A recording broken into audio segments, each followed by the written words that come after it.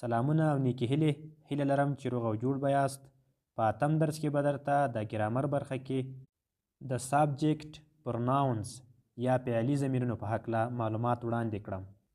په انګلیسي ژبه کې 7 دانې فاعلي ضمیرونه موجود دي. I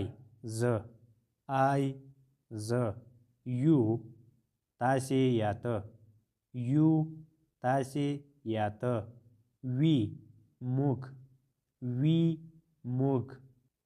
دی دوی he هغه